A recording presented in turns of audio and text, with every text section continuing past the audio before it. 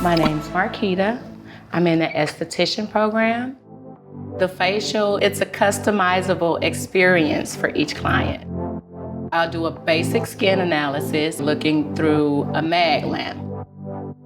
Then I would do a basic cleansing of the skin with a cleanser that I would pick based off your skin type.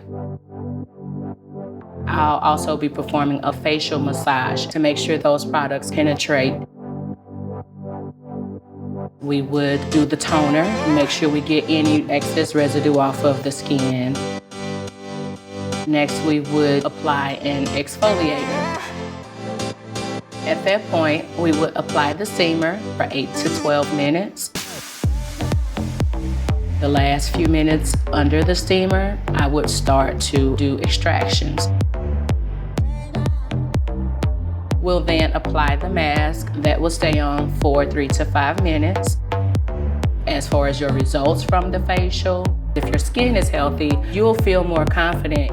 Come to Grab Her and check it out.